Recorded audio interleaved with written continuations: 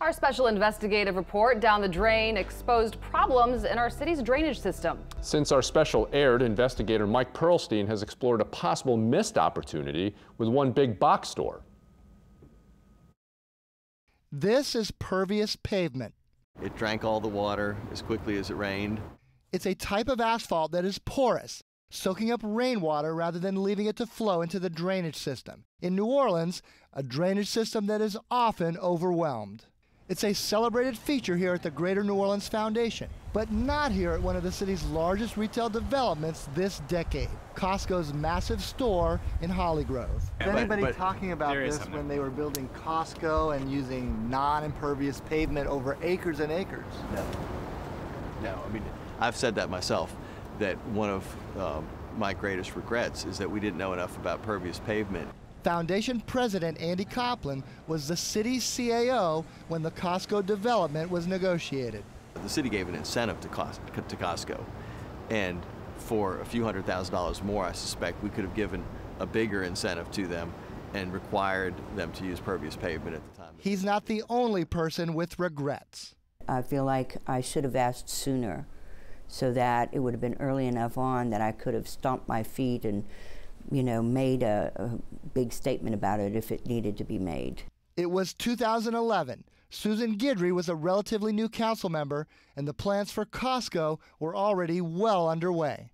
And I checked with the administration, and they indeed said that they were not requiring anything. By 2013, standard asphalt had been poured, and Costco opened its doors. Within 2 years, the flood-prone city would consider green infrastructure so critical it changed the zoning laws to require large new commercial developments to safely catch and store some of the rainwater rather than dumping all of it into the overtaxed drainage system.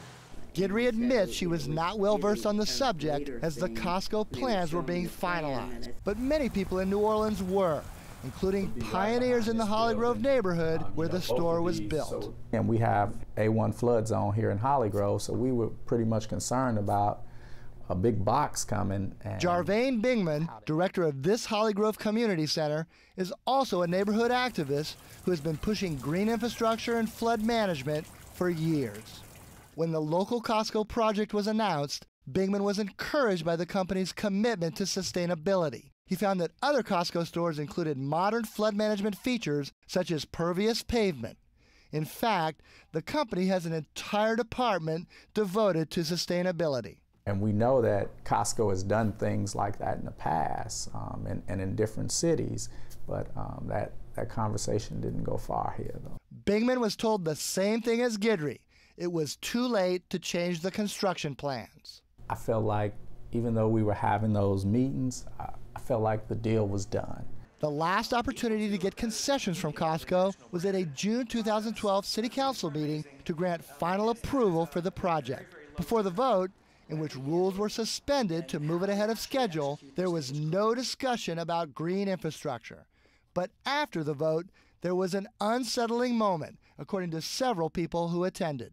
I was informed that there were a couple of Costco people leaving the meeting and rather chortling about the fact that they didn't have to do any retention ponds or any kind of stormwater management.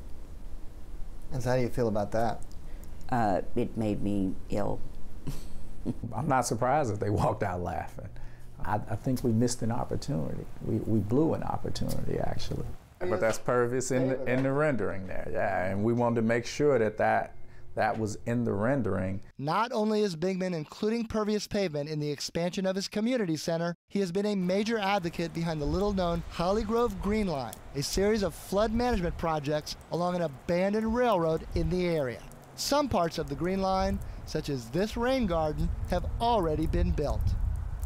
And while Costco has been a big success, popular with customers, employees, and the neighborhood, some still see it as a missed opportunity.